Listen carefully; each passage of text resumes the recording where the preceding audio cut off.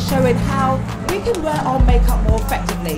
Black women spend in excess of £60 million a year on their makeup, 4 times more than any other race.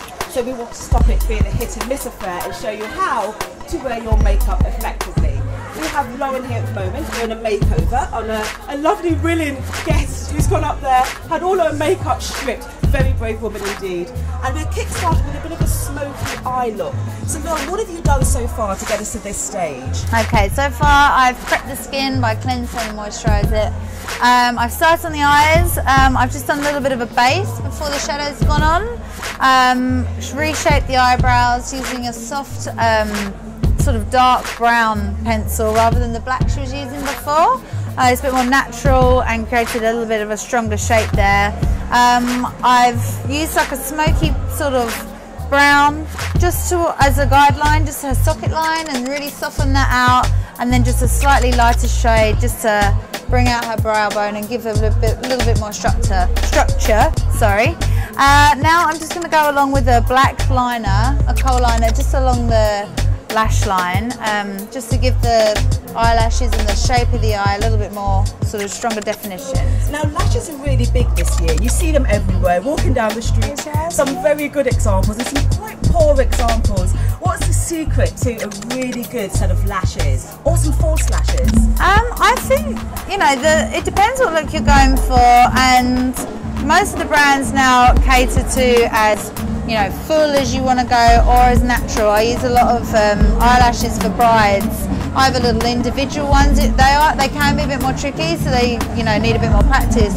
But if you can use individual lashes with a little tweezer and just sort of practice just through the outer corners, you can get different lengths.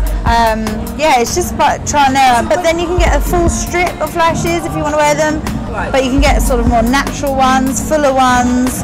A lot of girls are getting the eyelash extensions now. My friend's a massive fan of that. She's getting, they use mink hair. She's using it, but they look fabulous. And it's find a good technician as well, really, is the key. And should your eyelashes, the eyelashes that you use, should that differ depending on your eye shape? I think if you're using the ones in a strip, hold it up against your eyes. Some of them are a bit too long. So you just cut them where necessary. Always use the sort of shorter ones in the inner corner and the longer towards the outer. Fabulous. Okay. Yeah.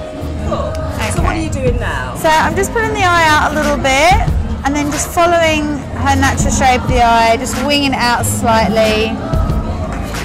Just really getting as close to the lash line as I can.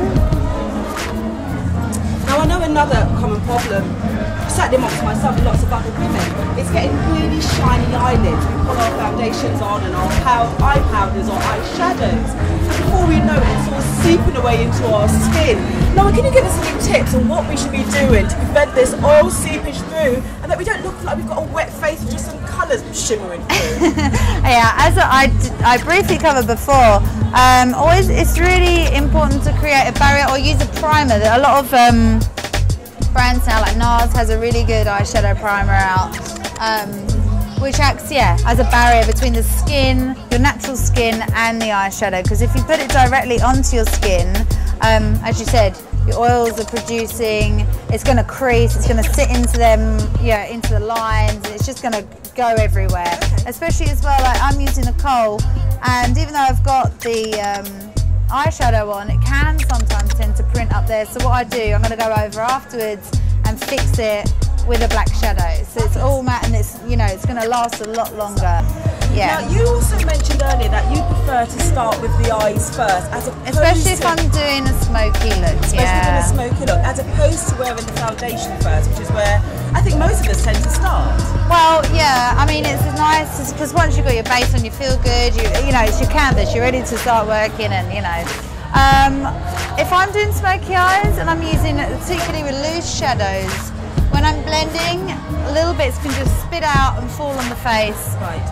That's why I think, if you've already got your foundation on, it's going to have to be removed, put back on, and it might cake up the skin. So I just think it makes sense to do that last. Right, okay, all right. So what are we doing now? You're clearing up I'm just clearing up a little bit of the area. I put liner in the inside to give a real definition, And I'm also going to use the smoky colour underneath the lash line as well. Because you also mentioned, didn't you, my love, that when you do a liner underneath, 3 or 4 hours later you find that you've got a black eye because it's all. Do you know what? If you can bear it, I probably wouldn't recommend it for this lady in particular because she's got contact lenses.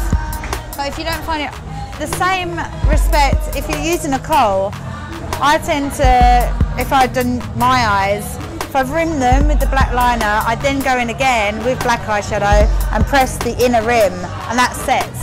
Right. It feels a little bit funny at first because it's dry, but it won't go anywhere. Fantastic. Again, if you're using the eyeshadow underneath as well, that's going to stop that going further down even more so. Okay. And let's just talk about foundations a bit more. That's really key, I think. Especially for black skin, where we do tend to have a darker area on the outside and the inside. What's the best way to test a foundation? You can test them you can test them along your jawline, but again, the skin can be all different types of colours. Now, you know, foundation's not created to act as a mask, it's just to even out the skin tone. Right. So I would even maybe try with a couple of colours, maybe, like a lighter and a darker one, just to work out them areas. Very sheer. If you don't need much coverage, Face and Body is a beautiful foundation. You can see all your natural sort of freckles and things underneath that you want to keep, but it just evens out that tone without being too heavy and caked on. Yeah. And what about concealer? Where does that fit in the whole scheme of things? At what stage do you recommend we start doing that? I don't know if there's any blemishes or, spots and so forth, and the skin, foundation's not quite covering what we want it to. I would just go in and correct with a small concealer and a small brush, because if you're using your hands, you can kind of, if it is a spot, move that. If you're touching your face, move it around. So it's important to keep hygiene, but really just work on them little areas rather than spreading across. Fantastic. Cool. So how are you feeling there? Does it feel comfortable? It does actually. My face doesn't feel like it's packed down with a lot of makeup, feels quite light. Right, so when you've done your makeup in the past, it always just feels like a little bit heavy, doesn't it? Yeah, so obviously I'm putting too many layers on. Right, so this way is much lighter and it feels a lot more comfortable as well. Absolutely. That's fantastic. And what about lipstick? Do you generally wear lipstick? I tend to shy away from lipstick, so I always feel like I've been punched in the lips. So I really shy away from it, especially red lipstick, which is really in at the moment.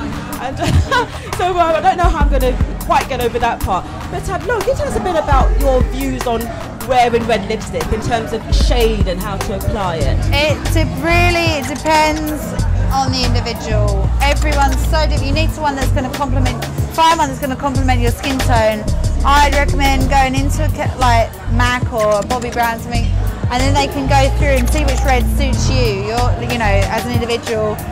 In terms of application, I would always find with the red lipstick easier to maybe line the lips first. Right.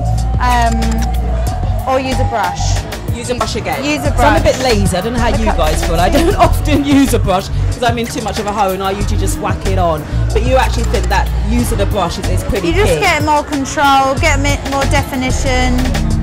A long line and kind of that would be it. So I realise you're putting quite a lot of emphasis here and it looks beautiful. Well, what I'm doing, I went over with a kohl, but I'm setting it again so that it doesn't, move down her face so much. And it's again creating that smoky look. Right. So how many colours did you use on top here, on top of her eyebrow? I've used three colours. There's three. So looking at that, I can see two. Where was the third? What have you done that I can't see? Well, I've used an all-over colour. I've used a darker one, very slightly, but where it's blended in, it's literally meant to, give a shape to the eye rather than look like there's another colour on there. Cool. On makeover. Okay, that's fine. And it's so again, fantastic. I'm just cleaning up underneath.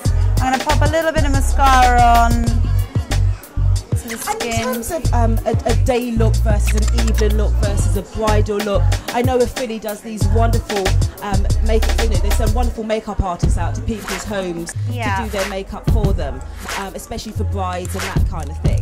Would you say what you've done here would be you could easily do on a bride as well? Yeah, I mean every bride is different. Again, a lot of brides tend to want to go natural. Look down for me. Open your eyes, just look down. That's perfect. But it again depends on the individual. There's no rules. If you want to go a bit more smoky, I mean, this would be great for a bridal look actually. She got enough definition. It has to be that bit heavier for the photographs, Right. and for your, you know, you want to look special on your day, and it's still using natural colours. We haven't gone with greens or anything, you know, In terms of gaudish. eye colour, does that affect the colours that you should be using as an eyeshadow? Eye colour, yeah, I think it does to an extent. Certain eyes, you know, you're going to look at the colour wheel.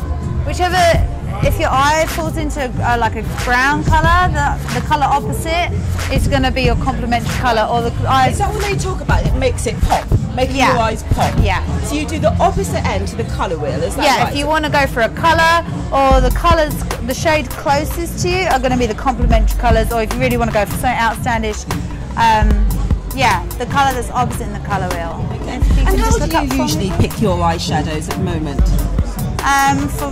For me, or? Oh, okay. How do you pick your eyeshadows at the moment? I do, yes. Do you wear a lot of eyeshadow? Not particularly. If I'm going out on a special occasion, then I tend to like greys and also deep reds. Deep red, that kind of thing. And bronze. Those are the kind of colours that I like. Okay. And for her skin tone, is there any colours that she really should avoid, in your opinion? Or being black skin, can one be a bit more flexible? I think you can, to be honest. Right. I think you can get away with a lot more than like what I could. Yeah. Yeah, just experiment. I wouldn't say avoid any, like I wouldn't put any whites on the lids. Right. I think that, no. Because But I they think talk that's about an obvious. highlighting, don't they? But highlight with bronzers rather than whites. Absolutely.